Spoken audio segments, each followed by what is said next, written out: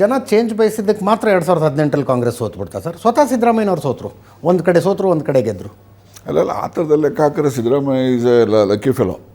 ಹೆಂಗೆ ಹೇಗೆ ಅಂತ ಹೇಳ್ತೀನಿ ಕೇಳಿ. ಈಗ ಅಲ್ಲಿ ಮೈಸೂರಲ್ಲಿ ಎಲೆಕ್ಷನ್ ನಡೆದಾಗ ಪೀಟರ್ ಅಲ್ಲಿ ಹೋಗದೆ ಇದ್ರೆ ಸಿದ್ದರಾಮಯ್ಯವರು ಸೋತಿರೋರು ಅವತ್ತು. ಗೊತ್ತಾಯ್ತು, ಫಸ್ಟ್ ಟೈಮ್ ಬಂದಾಗ 2006 ಅಲ್ಲಿ ಕಾಂಗ್ರೆಸ್ಸಿಗೆ ಸೇರಿ BJP JDS ಇಂದ ಕಾಂಗ್ರೆಸ್ಸಿಗೆ ಸೇರಿ ಅಲ್ಲಿ ಬೈ ಎಲೆಕ್ಷನ್ಗೆ ಶಿವಬಸವಯ್ಯನವ್ರು ನಿಂತರಲ್ಲ, ಅವಾಗ ಪೀಟರೇ ಹೋಗದೆ ಇದ್ರೆ ಸೋಲೋರು. ಬರೀ 270 ಓಟ್ ಅಷ್ಟೇ. ನೀವು ಅದೇ ಥರ ಯಾವುದು ಬಾದಾಮಿನಲ್ಲಿ ಅಲ್ಲಿ ಗೆದ್ದಿರೋದು 1200 ಓಟ್, 1700 2000 ಕಳರ ಅಷ್ಟೇ.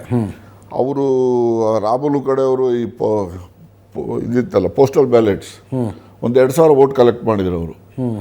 ಆ 2000 ಓಟ್ ಕಲೆಕ್ಟ್ ಮಾಡಿದ್ದನ್ನು ಒಂದು ಹೋಟ್ಲು ರೂಮಲ್ಲಿ ಅದನ್ನು ಕವರ್ಗೆ ಹಾಕಿ ಸೀಲ್ ಮಾಡ್ತಾಯಿದ್ರು. ಆಗ ಪೊಲೀಸ್ ಸೀಸ್ ಮಾಡ್ತಾರೆ 2000 ಓಟ್ಸು.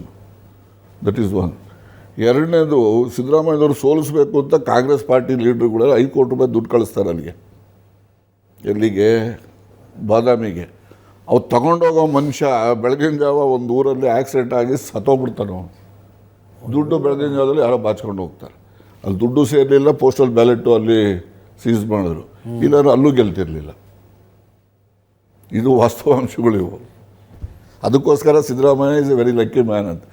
ಆ ಬೇರೆ ಪಾರ್ಟಿಯಿಂದ ಬಂದಂಥವನ್ನ 6 ವರ್ಷಕ್ಕೆ ಇಲ್ಲಿ ಚೀಫ್ ಮಿನಿಸ್ಟರ್ ಮಾಡ್ತಾರೆ ಅಂದರೆ ಕಾಂಗ್ರೆಸ್ ಪಾರ್ಟಿನಲ್ಲಿ ಅವರಿಗೆ ಲಕ್ಕಿದೆ ಅಂತ ಹೇಳಬೇಕು, ಇಲ್ಲ ಅಂತ ಹೇಳಬೇಕು.